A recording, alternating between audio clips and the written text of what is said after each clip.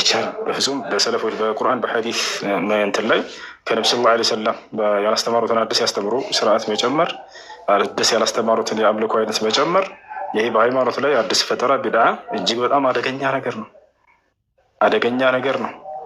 ወልሙብተዲዓ ዩዓቀቡን የውም አልቅያማ ፊ አልሐውድ النبي صلى الله عليه وسلم قال في الحديث أنه يأتي من أمته قوم يوم القيامة على الحوض فيمنعهم الرب سبحانه وتعالى فيدافع لهم النبي صلى الله عليه وسلم ويقول يا رب هؤلاء أمتي، فيقال يا محمد إنك لا تدري ما أحدثوا بعدك، فأقول سحقا سحقا سحقا لمن بدل بعدي أو غير. ሙብተዲዓዎች የነቢ ሰለላሁ ዐለይሂ ወሰለም ወዳጆች ነን ይላሉ በእርሳቸው ሃይማኖት ላይ አዲስ ነገርን በመፍጠር እንደ መውሊድና እንደ ሌላ ነገራቶች። ነገር ግን ባላወቁት መንገድ የእርሳቸው ጠላት ሆነዋል። አንድ ሰው ከወደደ ያን ሰው ይታዘዛል አይደለ? እርሱ ያላዘዘውን ትእዛዝ ግን አንተ በራስህ የምትፈጽም ከሆነ ያለ መውደድህ ምልክት ነው። እንዳመሱ ነቢ ሰለላሁ ዐለይሂ ወሰለም የትኛውም ስፍራ ላይ ልደቴን አክብሩልኝ አላሉ። አላህም በቁርአን ላይ የነቢ ሰለላሁ ዐለይሂ ወሰለም ልደት አክብሩ አላለ። ሲጀምር መቼ እንደተወለዱ አይታወቅም። ገብታችኋል? ስንተኛው ዓመት ላይ ተወለዱ፣ ስንተኛው ወር ላይ ተወለዱ፣ ስንተኛው ቀን ላይ ተወለዱ አይታወቅም። የመጀመሪያ የምጠይቋቸው እሱ ነው። በቃ እሺ እናክብር በሏቸው። እንስማማላችሁ? ተናዙለን ነው። እሺ ይቻላል እያልኩኝ አይደለም። እሺ እናክብር። መቼ እናክብር በሏቸው። መቼ ነው የተወለዱት ንገሩን በሏቸው። ስንተኛው ወር ላይ ነው የተወለዱት በሏቸው። አይታወቅም። በቁርአንም በሐዲስም ላይ በዚህ ወር ላይ ነው የተወለዱት የሚል የለም። እሺ ረቢዑል አወል ላይ ነው ይላሉ። እንስማማሽ፣ ችግር የለም። ረቢዑል አወል ስንተኛው ቀን ላይ በሏቸው። 12ኛው ቀን ላይ ይሏቸዋል። ማስረጃ አምጡ በሏቸው። ወፍ የለም። በቁርአን በሐዲስም ላይ በ12ኛው ቀን የተወለዱት የሚል የለም። እሺ በ12ኛው ቀን በሚለው እንስማማ በሏቸው። ውረዱላቸው። በ12ኛው ቀን በሚለው እንስማማ። 12ኛው ቀን ጁምዓ ቀን ቢሆን ልናከብረው ነው ወይ በሏቸው። አዎ ካሉ ተሳስታቸዋል። ምክንያቱም ነቢ ሰለላሁ ዐለይሂ ወሰለም ሰኞ ቀን እንደተወለዱ ተናግረዋል። ኢነሁ የውሙን ውሊድቱ ፊህ ወቡዒስቱ ፊህ ብለዋል። የተወለድኩበት ቀን ሰኞ ነው ብለው ነቢ ሰለላሁ ዐለይሂ ወሰለም ተናግረዋል። 12ኛው ቀን ጁምዓ ላይ ቢሆን ወይ ማክሰኞ ላይ ቢሆንስ ሮብ ቢሆንስ ልታከብሩ ነው? ያስኬድም። ሲቀጥል የአሻዕራ ታላላቅ ዑለሞች ራሳቸው ቢድዓ እንደሆነ ተናግረዋል። በሶስቱ ክፍለ ዘመን የለም ነበር ይሄ መውሊድ፣ ነገር ግን ቢድዓ ሐሰና ነው በሚል ህዝቦቻቸው ሸጉደዋቸዋል። ይህን ይመስላል። እንደ አጠቃላይ الاحتفال بالمولد النبوي بدعة أحدثها الفاطميون، وهم طائفة من طوائف الشيعة من غلاة الرافضة، ثم أخذها يعني عنهم الصوفيون والأحباش وغيرهم من الفرق الضالة التي ضلت عن الصراط المستقيم وعن منهج السلف الصالح. يعني مساج. أحسنت يا أخي، جزاك الله خيرا. إنه يقولون أنتم أحدثتم في الدين، يقولون جمعة الأذان الثاني وهو بدعة أحدثتم، لأنه لم يؤذن أذان الثاني الجمعة من عهد النبي صلى الله عليه وسلم. ما تقول هذا الشيء؟ لأنه يسألون مسألة الضعيف. طيب المحتفلون بالبدعة بما يسمى بالمولد النبوي يدافعون عن هذه البدعة التي أحدثوها في الإسلام بقول إن الأذان الثاني بدعة، وذلك لأن النبي صلى الله عليه وسلم لم يأمر بذلك ولم يفعل بذلك يعني، ولم يفعل في زمنه عليه الصلاة والسلام. نقول لهم هذه كلمة حق أريد بها باطل، كلمة حق أريد بها باطل. نعم الأذان الأول في يوم الجمعة لم يكن موجودا في زمن النبي صلى الله عليه وسلم ولم يأمر به أبدا، ولكن هذا الأذان الأول من الذي بدأ هو عثمان بن عفان رضي الله عنه. من هو عثمان بن عفان؟ هو الخليفة الراشد الثالث بتنصيب المسلمين أو النبي صلى الله عليه وسلم. وهؤلاء الخلفاء الأربعة لهم سنة متبعة بشهادة النبي صلى الله عليه وسلم. قال عليه الصلاة والسلام: عليكم بسنتي وسنة الخلفاء الراشدين المهديين من بعدي، تمسكوا بها وعضوا عليها بالنواجذ. وقد أشار النبي صلى الله عليه وسلم في هذا الحديث أن للخلفاء الأربعة لهم سنة متبعة، ولا يجوز للإنسان أن يأتي بعد هؤلاء ويبتدع في دين الله عز وجل ويقيس بدعته ببدعة بما فعله عثمان بن عفان، لأن عثمان بن عفان له سنة متبعة بشهادة النبي صلى الله عليه وسلم. ولا نقول أن الصحابة ابتدعوا في دين الله عز وجل، وهذا القول بحد ذاته هو بدعة، وهم المبتدعة الذين يتهمون أصحاب رسول الله صلى الله عليه وسلم بالبدعة. طيب، هذا هو. وجاء يحيى الحجوري هداه الله وافترى على عثمان بن عفان رضي الله عنه وأنه ابتدع الأذان الأول.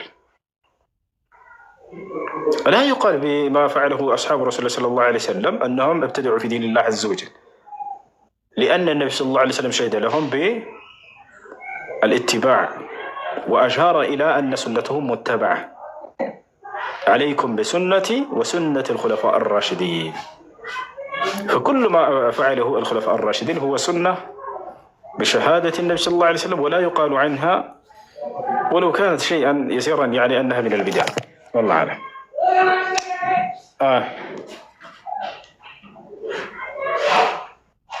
ماشي. أيوة، السلام عليكم ورحمة الله. السلام ورحمة الله وبركاته. أيوة، እሱ እኔ አንደኛ ጥያቄ ያኔ ረሱላችን ሰለላሁ ዐለይሂ ወሰለም ይሁዳዎች 71 ፍርቃ ተከፋፍለዋል ይላሉ እና ሳራዎች ደግሞ 72 ፍርቃ እና ይሄ ኡመት ደግሞ 73 ፍርቃ ይከፋፈላሉ። አንደኛዋ ደግሞ የኔ መንገድ ናት ይላሉ። እሱ ቦታ አልገባኝም ማለት ነው። ይሄ ኡመት ሲሉ ያኔ እንዴት የኔም ያሉት ቦታ ይሄኛውም ኡመት 73 ቦታ ይካፈል፣ ግን አንዷን የያዘ እና ተከታዮቼ ነው ተከታዩ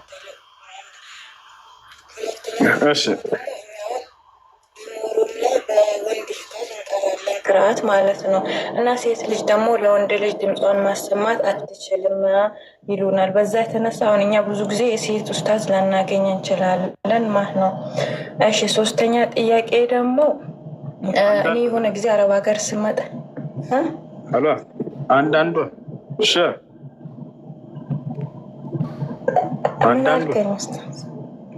አንዳንዱ እየጠየቅሽ እሺ፣ ያኔ የአንደኛውን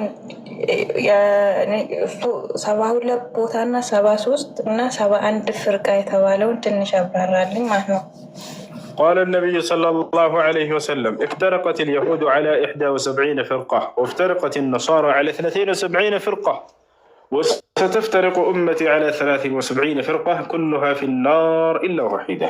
قيل: من هي يا رسول الله؟ قال: من كان على مثل ما أنا عليه اليوم أصحابي. وفي رواية أخرى قال: هي الجماعة، أي الذين اجتمعوا على كتاب الله وعلى سنة رسوله صلى الله عليه وسلم.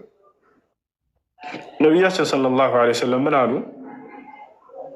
አይሁዶች ለ71 ተከፋፈሉ፣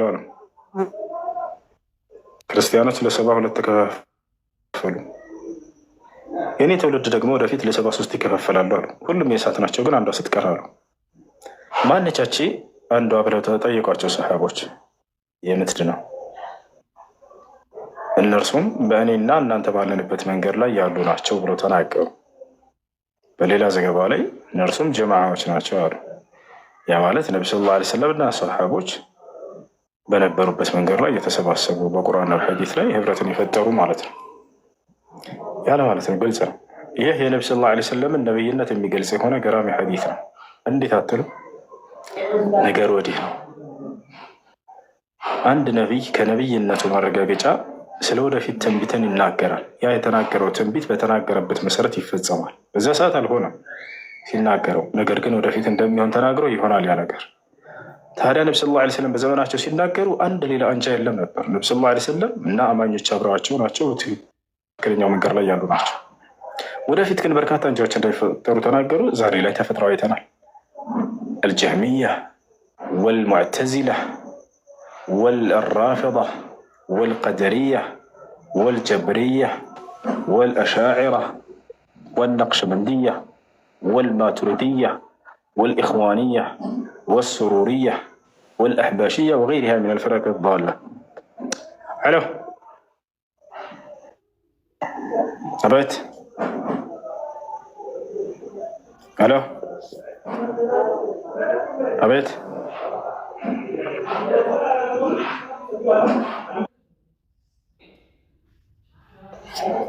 እሺ እና ይህን ይመስላል።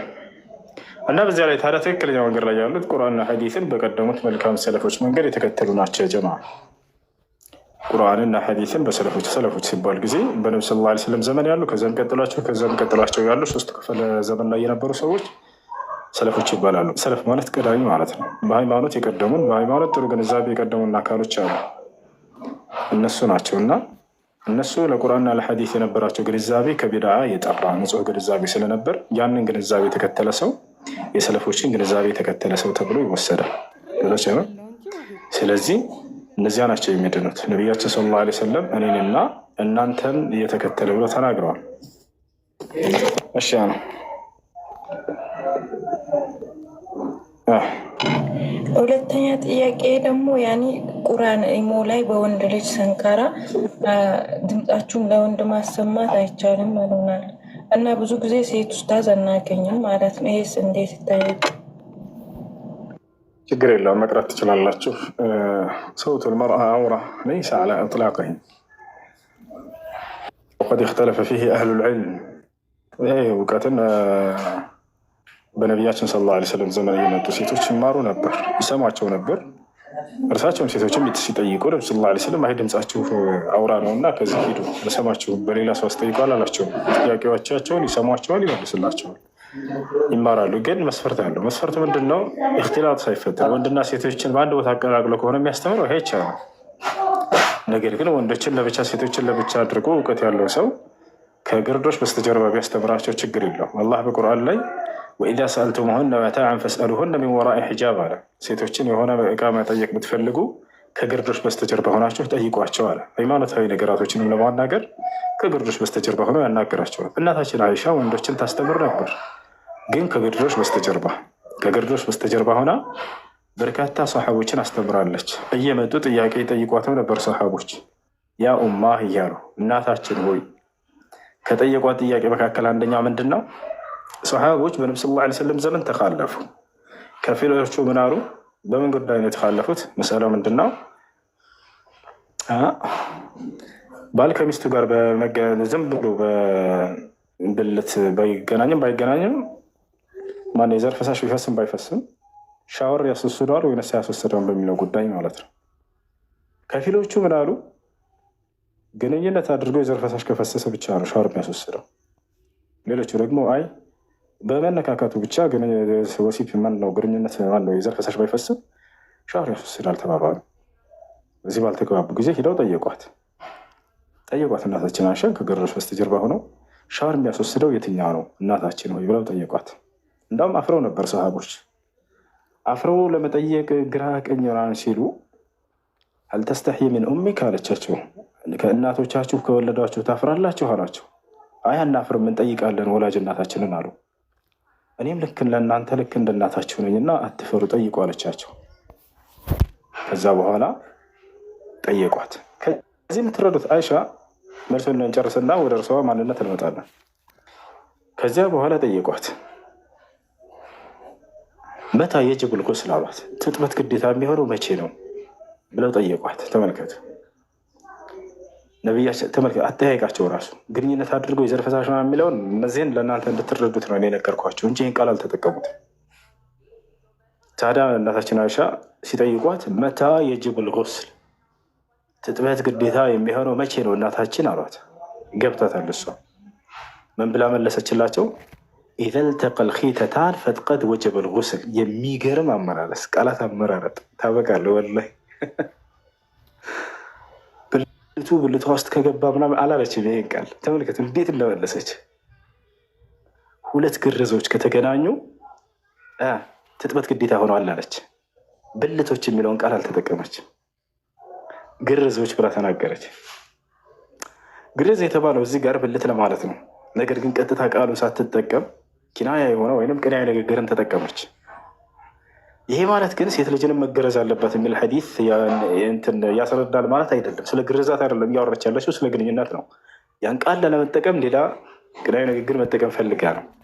ስለዚህ መልሱ ምንድን ነው? ባጭሩ የዘር ፈሳሽ ፈሰሰም ባልፈሰሰም ባል ከሚስቱ ጋር ብልትና ብልት ከተነካካ ትጥበት ግዴታ ይሆናል። አይ የዘር ፈሳሽ ባይፈስም ሰውየው በቃ ትጥበት፣ ምክንያቱም በሌላኛው ሰው ከሚስቱ ጋር ባይገናኝም በእንቅልፉ ተኝቶ ለምሳሌ በህልሙ የዘር ፈሳሽ ካየ ብቻ ነው ሻወር የሚወስደው። ግን በህልሙ ግንኙነት ሲያደርግ አስታውሰዋል ሰውየው፣ ገብታችኋል። ነገር ግን የዘር ፈሳሽ አልፈሰሰውም። ይሄ ላይ ግዴታ ይሆናል ወይ? አይሆንበትም። ከግንኙነት ላይ ስንሄድ ግን እንደዛ አይደለም። ብልትና ብልት ከተነካከ በመነካካቱ ብቻ ትጥበት ግዴታ ይሆናል ሻወር አለች እናታችን አይሻ። ኢዘ ልተቃ አልኺተታን ፈቀድ ወጀበ ልጉስል። ብልቶች ከተገናኙ ትጥበት ግዴታ ሆኗል ነው፣ የዘር ፈሳሽ ባይፈስም። ስለዚህ እነዚህኞቹ ሰሓቦች ትክክል እንደሆነ ተነገረ።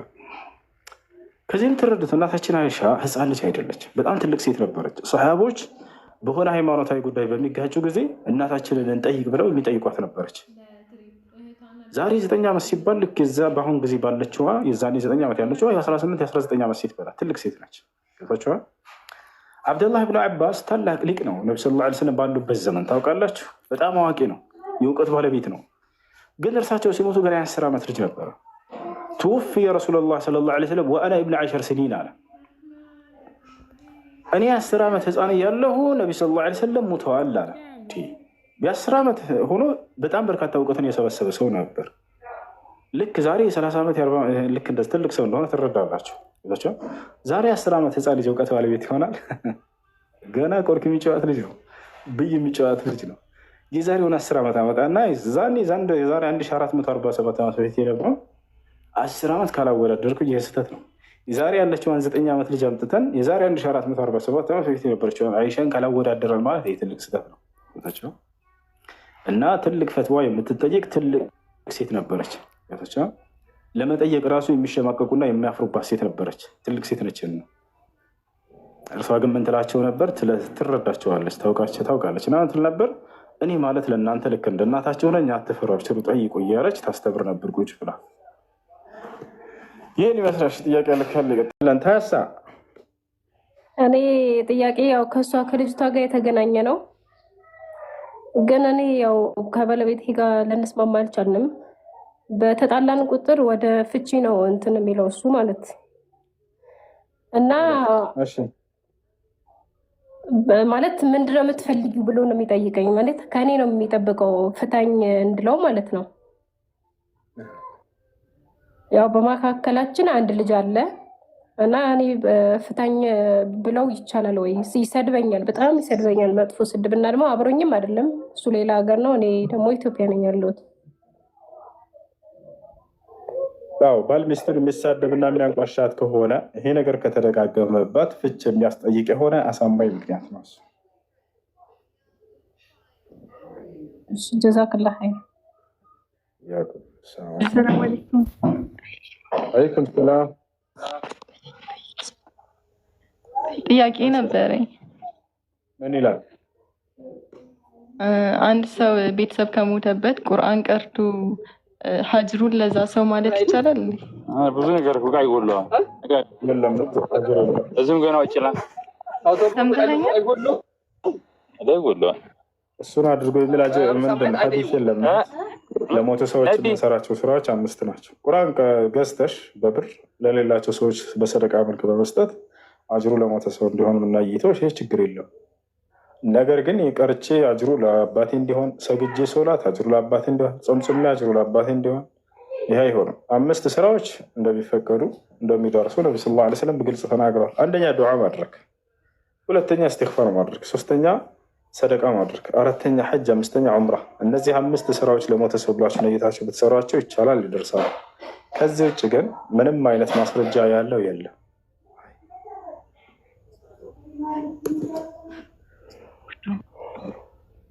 እሺ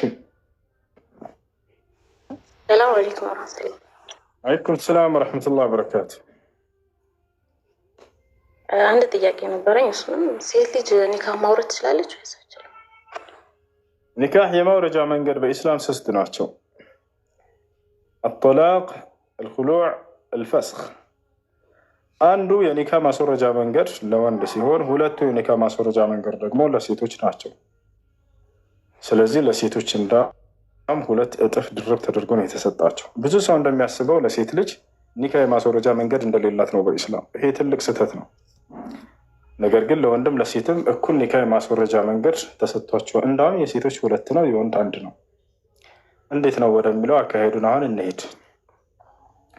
የመጀመሪያው አጦላቅ የሚለው ለወንድ የተሰጠ ነው። እሱ አጦላቅ ማለት ፍቺ ማለት ነው። የማለት ፈትቼሻለሁ ይላል። በእሷ ላይ የሆነ ችግር አግኝቶባት መክሯት አስመክሯት እምቢ ካለች ምንም መፍትሄ ከሌለው አብሮ ሊያኗኑራቸው የማይችል የሆነ ከባድ ችግር በመካከላቸው ካለ የዛኔ ፈትቼሻለሁ ይላል። ኒካሑ ይወርዳል። ጨረስን። የወንድ ልጅ ወደ ሴቶች እንሄድ። ሁለተኛ የፍቺ መንገድ አልኹሉዕ ነው ብለናል። ኹሉዕ ማለት ሴት ልጅ በአንጻሩ ልክ እንደቀድሞ በባሏ ላይ ችግር አገኘችበት፣ መክራው አስመክራው ከተስተካከለ ሰይ ነው። አልስተካከልም ካለና በዚያው ከጸና ግን በስተቱ ላይ ፍታ ብላ አስገድዳ ይሄንን ነገር ፍታይ ማለት ሙሉ መብት አላት። ፍታይ ማለት ሙሉ መብት አላት። ያንን የመፍታት ግዴታም አለበት። ፍላጎትና ምርጫው አይደለም። አላህ በቁርአን ላይ ምን ብሏል?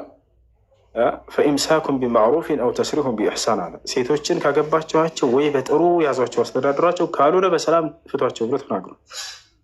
እሷ ያንን ነገር አልፈልግም ፍታኝ ካለች የመፍታት ግዴታ አለበት። እኩል የሆነ መብት አላቸው። እሺ አልፈታም ካለስ የዛኔ ሶስተኛ ኒካ የማስወረጃ መንገድ ተቀምጧላታል። እሱ ምንድነው? አልፈስኽ።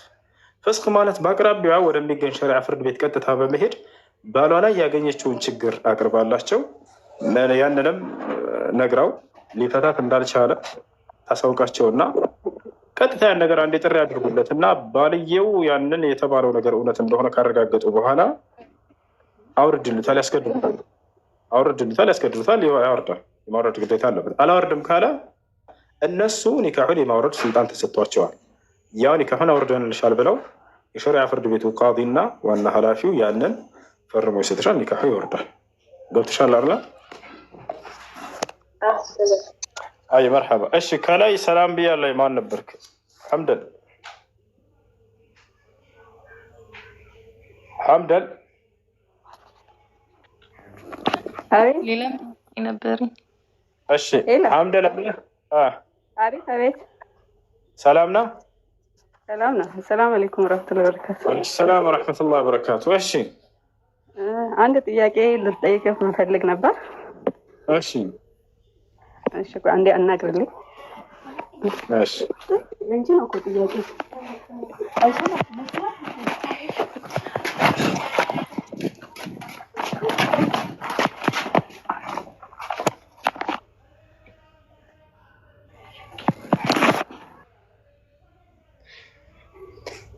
እሺ ኮሜንት ላይ የሆሱ አካውንት ተመቷል። ታብ ኮፒ ሊንክ እናድርግ ባካችሁ። አድሚኖች አድርጉ፣ አድሚኖች አድርጉ።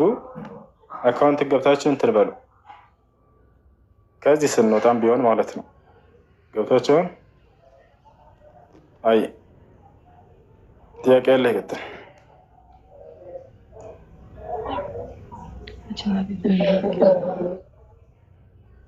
ጥያቄያችን ለእኛ ሀጂ ነቢይ የሆነ ሰው እንደ ድንገት ቢነካን ወዷችን ይፈርሳል?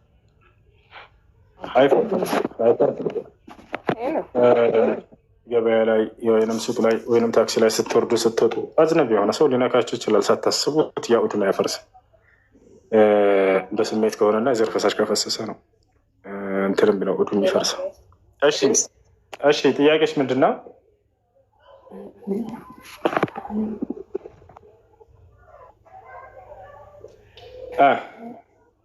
መጽሐፍ ቅዱስ ላይ የረሱላ ሰለምን እውነተኝነት ነብይነት የሚገልጸውን አንቀጽ እንድታሳየን ፈልገን ነበር።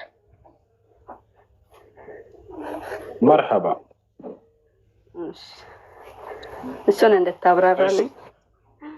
መልካም። የነቢዩ ሰለላሁ ዐለይሂ ወሰለም ነብይነት የሚያረጋግጥ መጽሐፍ ቅዱስ ላይ ኦሪት ዘዳግም ምዕራፍ 18 ቁጥር 18 ላይ ምን ይላል? ለምሳሌ ከሱ ጀምሮ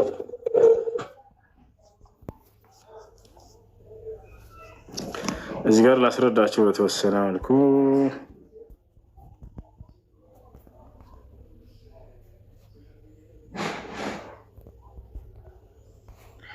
ምዕራፍ 18 ቁጥር 18 ያው ምን ይላል? እዚህ ጋር ከወንድሞቻቸው መካከል እንዳንተ ያለ ነቢይ ያስነሳላቸዋለሁ ይላል። ይህ እግዚአብሔር ለሙሴ እየተናገረው ነው። እግዚአብሔር ለሙሴ ምን እያለው ነው? ከወንድሞቻቸው መካከል እንዳንተ ያለ ነቢይ ያስነሳላቸዋለሁ ይላል። እንደ ሙሴ ያለ ነቢይ ተብሎ የተገለጸው መጽሐፍ ቅዱስ ላይ ማን ነው ከተባለ ማንም የለም። እንደ ሙሴ ያለ ነቢይ ተብሎ ቃል በቃል አላህ ስብሐነ ወተዓላ በቁርአን ላይ ነቢዩ መሐመድን ይገልጻቸዋል። ስለዚህ እንደ ሙሴ ያለ ነቢይ በሱረቱል ሙዘሚል ላይ ኢና አርሰልና ኢለይኩም ረሱላን ሻሂደን ዐለይኩም ከማ አርሰልና ኢላ ፊርዐውነ ረሱላ ይላል። እኔ ወደ ፈርዖን መልእክተኛ እንደላኩት ልክ እንዲሁ ወደ እናንተ ያን መልእክተኛ ላኩኝ እያለ ይናገራል። ወደ ፈርዖን የተላከው መልእክተኛ ሙሴ ነው እንደምናውቀው። ያንን ከማን ጋር አመሳሰለ? ከነቢ ሰለላሁ ዐለይሂ ወሰለም ጋር አመሳስሎ ወደ ፈርዖን እንደተላከው ነቢይ ብሎ ነቢ ሰለላሁ ዐለይሂ ወሰለምን ገልጿቸዋል። ከወንድሞቻቸው መካከል ይላል። የእስራኤላውያኖች ወንድሞች ማን ናቸው ካልን የእስራኤላውያኖች ወንድሞች ማን ናቸው? እስማኤላውያን ናቸው። ከእነርሱ መካከል እንደሚነሳ እየተናገረ ነው። ቃሌንም በአፉ አደርጋለሁ አለ። ያ ነቢይ መጽሐፍ ተጽፎ ሳይሆን የሚሰጠው ቃል ነው በአፉ የሚደረግለት። ያ ማለት መለኮታዊ ቃሉ በቃል ነው የሚናገረው ነው። ነቢ ሰለላሁ ዐለይሂ ወሰለም ደግሞ ይህ ቁርአን የመጣላቸው በቃል ነው። ማንበብና መጻፍን አላህ ቀድሞ ስለነሳቸው መልአኩ ገብርኤል መጥቶ አንብብ ነው ያላቸው። እቅራ አንብብ አላቸው። ያ ማለት ከአፉ የሚሰማውን አሰምቷቸው ያንን እንዲያነቡ እያዘዛቸው ነው። ያዘዝኩትን ቃል ሁሉ ይነግራቸዋል እያለ ይናገራል። በስሜም የሚናገረውን ቃሌን ይላል። ይህ የሚሰጠው መጽሐፍ ደግሞ ምንድን ነው? በአምላክ ስም ብሎ የሚጀምር ነው። ይህ ደግሞ በምድራችን ላይ ከብቸኛው መለኮታዊ መጽሐፍ በአምላክ ስም ብሎ የሚጀምረው ቁርአን ብቻ ነው። የትኛውም የመጽሐፍ ቅዱስ ክፍል ላይ በአምላክ ስም ብሎ የሚጀምር የለም። ነገር ግን ያው በስሜ የሚናገረውን ስሜን አለዚህ ቃሌን ይላል። በሙሉ ቁርአን ላይ ሄደሽ ብትመጪ በአምላክ ስም ብሎ ነው የሚጀምረው። ሁሉም የቁርአን ምዕራፍ 113ቱ ምዕራፎች ቢስሚላህ በአላህ ስም ብለው ይጀምራሉ። በአምላክ ስም ብለው የሚጀምሩ ናቸው። ያን የማይሰማውን እኔ በቀልለታለሁ አለ። ነቢ ሰለላሁ ዐለይሂ ወሰለምን አንሰማም ብለው ከሃዲያኖች ባመፁ ጊዜ ተበቅሎላቸዋል አምላክ። ይህን ቃል በቃል በእርሳቸው ላይ ትንቢቱን ፈጽሟል። ነገር ግን ይናገር ዘንድ ያላዘዝኩትን በስሜ በድፍረት የሚናገር ወይንም በሌላ አማልክት ስም የሚናገር ነቢይ እርሱ ይገደል ይላል አምላክ። አላህ ስብሐነ ወተዓላ ካዘዘው ውጭ በፍጹም እንዳልተናገሩ አላህ ራሱ በቁርአን ላይ ይመሰክርላቸዋል። ያንን ሙሐመድ ከእኔ ያዘዝኩትን ውጭ ተናግሮ በነበር እዚሁ ገለው ነበር እያለ ብዙ ቦታ ላይ ተናግሯል። ነገር ግን የተናገርኩትን እንጂ በፍጹም አልተናገራቸውም እርሱ እያለ መስክሮላቸዋል። ይህን ይመስላል የመጀመሪያው። ሌላው ነገር ትንቢተ ኢሳያስ ላይ እንግባ። ትንቢተ ኢሳያስ ላይ ስትገቡ ጊዜ ምዕራፍ 42 ላይ እንመልከት። እዚህ ጋር ስለ አንድ መልእክተኛ እንደሚመጣ ይናገራል። በነገራችን ላይ በነቢ ሰለላሁ ዐለይሂ ወሰለም ዘመን የነበሩ አይሁዳውያኖች ታላላቅ የአይሁድ ሊቆች ይህ ትንቢት ስለ አንተ ነው የተነገረው ሙሐመድ ብለው እስልምናን በርካቶች ተቀብለዋል። ከነዚያ መካከል አንደኛው ከዕቡል አሕባር የሚባል ታላቅ የአይሁዳውያኖች ሊቅ ነው፣ የአይሁዲዎች ሊቅ ነው። እርሱ ይሄ ቃል ለአንተ ነው የተነገረው ሙሐመድ ብሎ መጥቶ እስልምናን ከተቀበሉት መካከል ነው። እዚህ ጋር አሕመድ የሚል ስም እንደነበርም ቃል በቃል ተናግሯል። ከጊዜ በኋላ አውጥተዋት ነው። አሁን ላይ ተወዛግበዋል መጽሐፍቶቹ። እዚህ ጋር አሁን ስሙን አውጥተውታል። በአንድ የመጽሐፍ ቅዱስ ትርጉም ላይ ያዕቆብ የሚል ታገኛላቸው። እነሆ ደግፌ ያዝኩት ባሪያዬ ያዕቆብ ይላል አንደኛው ላይ። በሌላኛው ላይ ደግሞ ማቴዎስ መጥቶ ይህ ስለ ኢየሱስ ነው የሚናገረው ብሎ አስቀምጧል። ነገር ግን ስለማን ነው ይህ የሚናገረው የሚለውን ከታች እናያለን። እነሆ ደግፌ ያዝኩት ባሪያዬ ነፍሴ ደስ የተሰኘችበት ምርጤ ይላል። በእርሱ ላይ መንፈሴን አድርጌያለሁ፣ እርሱም ለአሕዛብ ፍርድን ያወጣል ይላል። አይጮህም፣ ቃሉን የማያሰማም፣ ድምፁን በሜዳ አያሰማም እያለ ይናገራል። አሁን ስለማን ነው የሚናገረው ከተባለ ራሱ አውዱ ይነግረናል። ወረድ ብለን ያውና እዚህ ጋር ቁጥር 11 ላይ ተመልከች። የት እንደሚከሰት ሲነግረን ምድረ በዳውና ከተሞቹ የቄዳር ሰዎች የሚቀመጡበት መንደር ድምፃቸውን ያሰሙ ይላል። ስለዚህ የቄዳር ሰዎች በሚቀመጡበት መንደር የሚፈጸም ትንቢት ነው። ይሄ ቄዳር ማን ነው? ቄዳር ማን ነው የሚለውን ለማወቅ እንመልከት። ቄዳር ማን ነው? መጽሐፍ ቅዱስ ላይ ኦሪት ዘፍጥረት ምዕራፍ 25 ላይ እንግባ። ምዕራፍ 25 ቁጥር 13 ተመልከች። የእስማኤል የልጆች ስም በየስማቸውና በየተወለዳቸው እንዲህ ነው። የእስማኤል የበኩር ልጁ ነባዮት፣ ከዛ ቄዳር ይለናል። ስለዚህ ይህ በእስማኤል ልጆች መካከል ላይ በአንዱ ላይ የሚፈጸም የሆነ ትንቢት ነው። ገብቶሻል አይደል? ያ የሚናገረው ስለዚህ ቄዳር እስማኤል ልጅ ነው። በእስማኤል ልጅ ላይ የሚፈጸም እንጂ በኢስሐቅ ልጆች ላይ አይደለም። ከእስማኤል ልጅ ደግሞ የተመረጠው ነቢ ሰለላሁ ዐለይሂ ወሰለም እንደሆኑ ቃል በቃል ሐዲስ ላይ አላህ አብርሃምን መረጠ፣ ከአብርሃም እስማኤልን መረጠ፣ ከእስማኤል እኔን መረጠኝ ብለው ቃል በቃል ተናግረዋል። ስለዚህ እዛ ጋር እየተናገረ ያለው ስለ አንድ እስማኤላዊ ልጅ ነው፣ ስለ ቄዳር እያለ ሲናገር ማለት ነው። እና ይህን ይመስላል በአጭሩ። ሌላው ቦታ ላይ ኢየሱስ ክርስቶስ አዲስ ኪዳን ላይ ደግሞ እንግባ። ከብሉይ ኪዳን ይሄ ይብቃል። አዲስ ኪዳን ላይ ኢየሱስ ክርስቶስ ዮሐንስ ወንጌል ምዕራፍ 4 ላይ እንመልከት።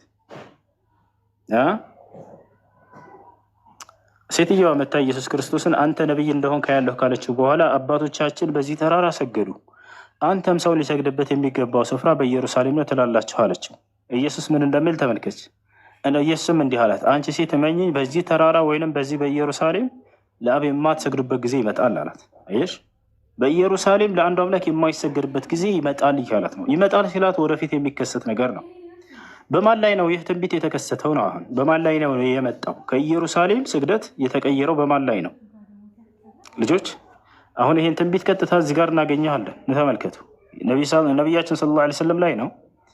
ከክርስቶስ በኋላ የስግደት ቦታ የተቀየረው ከኢየሩሳሌም ወደ ኢየሩሳሌም ነበር የሚሰገደው። ነቢ ሰለላሁ ዐለይሂ ወሰለም ራሱ መጀመሪያ ሲሰግዱ ለ16 እና ለ17 ወራት ያክል ወደ ኢየሩሳሌም ዙራ ስገድ ተብለው ነበር። ከዚያም ግን ይቀየራል ተብሏልና በክርስቶስ አንደበት እነሆ በነቢ ሰለላሁ ዐለይሂ ወሰለም ላይ ተቀየረ። በአጭሩ ኢየሱስ ክርስቶስ ስለ እርሳቸው ነቢይነት ተናግሯል እያልኳቸው ነው።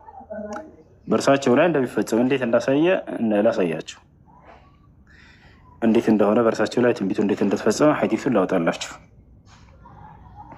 ያውና ወደ አማርኛ ልቀይርላችሁ። ምን ይላል? ከነቢዩ ጋር ለ16 ወይም ለ17 ወራት ያክል ወደ ኢየሩሳሌም ጸለይን ይላል። አየሽ፣ ከዚያም ወደ ቂብላ ዞረ ይላል፣ ተቀየረ። ለአንዱ አምላክ በኢየሩሳሌም የማትሰግዱበት ጊዜ ይመጣል ብሎ ኢየሱስ ተናግሮ ነበር። ነቢ ሰለላሁ ዐለይሂ ወሰለም ላይ ይሄንን ፈጸመ አምላክ አላህ። ወደ ኢየሩሳሌም ዙራ ስገድ ብሎ ከታዘዙ በኋላ ነቢ ሰለላሁ ዐለይሂ ወሰለም በእርሳቸው ላይ ትንቢቱ መፈጸሙን ሊያሳያቸው ዘንድ መጽሐፍ እንደሚያነቡ ሰዎች በእርሳቸው ላይ ቀየረው። ኢየሱስ ክርስቶስ እንደሚቀየር ተናግሮ ነበር። ያ የስግደት አቅጣጫ እኛ ይሄ ነው። ሌላ ነቢያችን ሰለላሁ ዐለይሂ ወሰለም ኢየሱስ ክርስቶስ በሌላ ቦታ ላይ ሐሰተኛ ነቢያትና እውነተኛ ነቢያትን አስመልክቶ ሲናገር በፍሬያቸው ነው የምታውቋቸው እያለ ይናገራል። ማቴዎስ ወንጌል ምዕራፍ 7 ላይ እንሄድ። ማቴዎስ ወንጌል ምዕራፍ 7 ላይ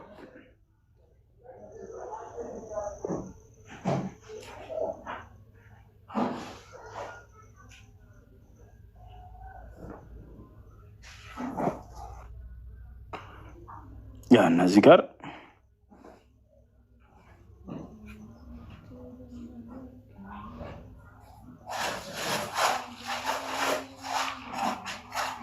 ያና ቁጥር 15 ጀምረን እንመልከተው።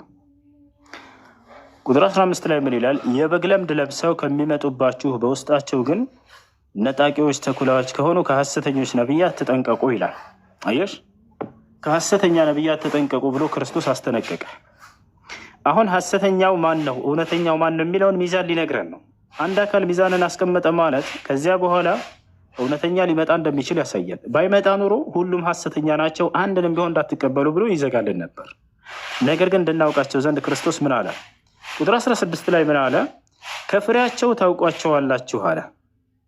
በምናቸው ይታወቃሉ? በፍሬያቸው ይታወቃሉ። ከእሾህ ወይንም ከኩርንችትስ በለስ ይለቀማልና? በፍጹም አይለቀምም። እንዲሁም መልካም ዛፍ ሁሉ መልካም ፍሬ ያደርጋልን? ክፉም ዛፍ ክፉ ፍሬን ያደርጋልን? መልካም ዛፍ ክፉ ፍሬን ማፍራት ወይንም ክፉ ዛፍ መልካም ፍሬ ማፍራት አይቻለውም። መልካም ፍሬ የማያደርግ ዛፍ ሁሉ ይቆረጣል፣ ወደ እሳትም ይጣላል አላቸው። ስለዚህ ከፍሬያቸው ታውቋቸዋላችሁ አለ። ይሽ ስለዚህ ኢየሱስ ክርስቶስ ከእርሱ በኋላ የሚመጣው አንድ እውነተኛና ትክክለኛ ነቢይ ማረጋገጫው ምንድን ነው? ፍሬያማ ይሆናል ነው መልእክቱ። ፍሬያማ ይሆናል፣ በፍሬያቸው ታውቋቸዋላችሁ። ያፈራል፣ ያብባል ነው። ነገር ግን ያ ካልሆነ ነቢይ ላይ ብሎ ተነስቶ ወዲያው ይቆርጣል፣ እንትን አይልም፣ አይቆይም ነው። ታዲያ በፍሬ መልክ የተገለጸው በዚህ በወንጌል ላይ አላህ ስብሐነሁ ወተዓላ በቁርአን ላይ ሲናገር ሙሐመድ ሆይ አንተንና ተከታዮችህን በወንጌል ላይ ፍሬያማ የሚሆነው ዛፍ ብዬ ገልጫችኋለሁ ብሎ ቃል በቃል ይናገራል። ይህ ትንቢት ስለ እርሳቸው እንደሆነ ማለት ነው። ተመልከች፣ ይህ ትንቢት ስለ እርሳቸው እንደሆነ ቁርአን ላይ ላሳይሽ። ኢየሱስ ክርስቶስ ከእኔ በኋላ የሚመጣው ፍሬያማ ይሆናል ብሎ በፍሬው ገልጾታል። ያንን እንመልከተው። ምን ይላል? የአላህ መልእክተኛ ሙሐመድ እነዚያም ከእርሱ ጋር ያሉት ወዳጆቹ በከሃዲዎች ላይ ብርቱዎች፣ በመካከላቸው አዛኞች ናቸው። አጎንባሾቹ ሰጋጆቹ ሆነው ታያቸዋለህ። ከአላህ ችሮታና ውዴታን ይፈልጋሉ። ምልክታቸው ከስግደታቸው ፈለግ ስትሆን በፊቶቻቸው ላይ ናት። ይህ በተውራት የተነገረው ጸባያቸው ነው። በኢንጅልም ውስጥ ይላል። አሁን ቅድም በኢንጅል ውስጥ ወይም በወንጌል ውስጥ ያለውን ተመልከች ምን እንዳላቸው። በኢንጅልም ውስጥ ስለ ሙሐመድና ስለ አንተ ተከታዮች እያለ ነው። ሙሐመድና እነዚያ ከእርሱ ጋር ያሉት ብሏል። በኢንጅልም ውስጥ ምሳሌያቸው ቀንዘሉን እንዳወጣ አዝመራ፣ ቀንዘሉ እንዳበረተው እንደወፈረም እና ገበሬዎችን የሚያስደንቅ ሆኖ በአገዳዎቹ ላይ ተስተካክሎ እንደቆመ አዝመራ ነው አለ። ልክ ፍሬውን እንዳፈራ ዛፍ ማለት ነው በአጭሩ። የአንተና የተከታዮችህ ምሳሌ ሙሐመድ በወንጌል ላይ ፍሬውን እንዳፈራ እንደሆነ ዛፍ ነው ምሳሌ አለ። ኢየሱስ ክርስቶስ ራሱ ቃል በቃል በተናገረው እውነተኛው ፍሬውን የሚያፈራ ዛፍ ነው ብሎ ያውና ስለዚህም ከፍሬያቸው ታውቋቸዋላችሁ ብሎ 4 ነጥብ አደረገ። አላህ በቁርአን ላይ ምን አለ? በወንጌል ላይ ፍሬውን የሚያፈራ ዛፍ ብዬ የገለጽኩት በመሲሁ አንደበት አንተና ተከታዮችህ ናችሁ እያለ ነው ቃል በቃል ያው እና ይሄን ይመስላል። እሺ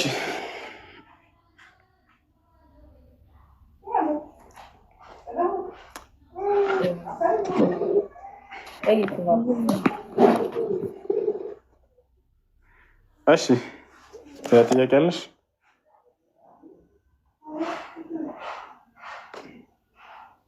ሌላ ጥያቄ አለሽ ወይ?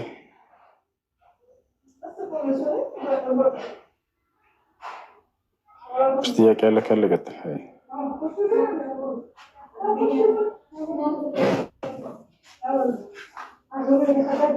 እሺ لا تسمعين كلامي؟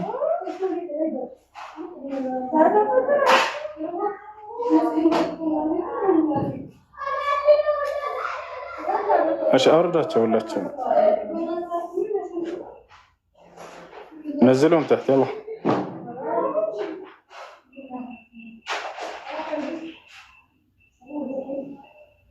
إنكم وما تعبدون من دون الله سجدا وأنتم لها واردون.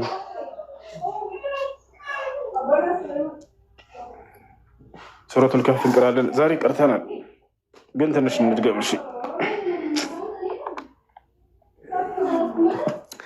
ግን አሁንም ደግሞ በሱዳንኛ ድምፅ ትንሽ እንቅራ።